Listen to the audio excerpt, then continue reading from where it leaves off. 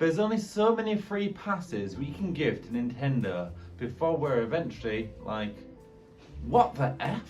Firstly, we have codes and cards, and whilst I understand that most games aren't playable on day one due to day one patches, but to go ahead and release a blank cartridge is both a waste of money and resources.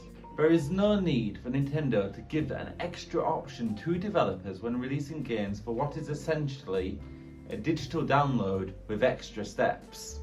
And before you make the argument, yes, we could trade in the game at somewhere like Kex, not Sex, or if you're in the States, GameStop. What will you do when the store shuts down and you can no longer download your content?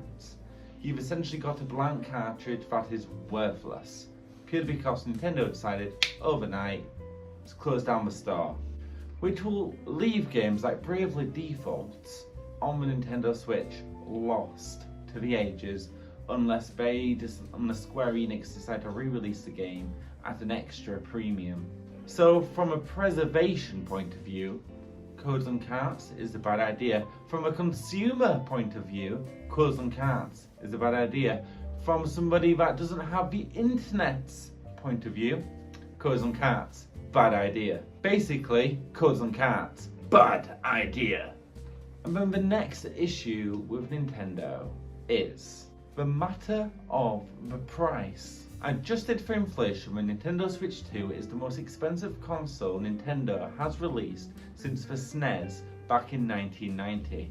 Thanks IGN for doing all the hard work there, link to their article in the description down below. And as reported by Eurogamer, and I'm going to read this from my notes, an investor raised concern about the higher price point becoming a barrier for young children who want to play Nintendo games. In response to this, the Nintendo president said children should engage with its characters elsewhere if they cannot afford a Nintendo Switch 2. This quote for me is akin to when Microsoft said in response to the always online Xbox One that if you don't have the internet, you should buy an Xbox 360. We have a product for people who aren't able to get some form of connectivity. It's called Xbox 360. Right. So stick with 360. That's your message if you don't like it? Which is a bad message to send to customers and implies a lack of love to their current fan base. Almost like they are taking their customers for granted. Like when they launched the Wii U or when Sony launched the PS3 at a higher price point, and implied their customers should get a second job.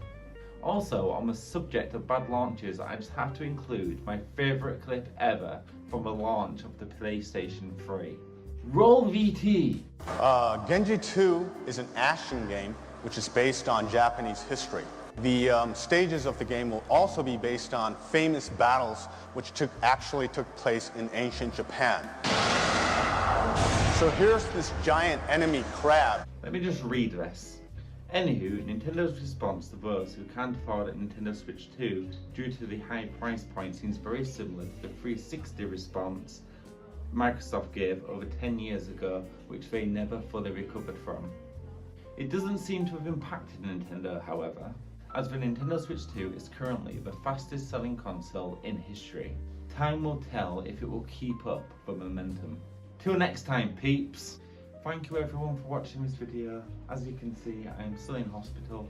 I'm still recovering from my amputation. I don't have legs.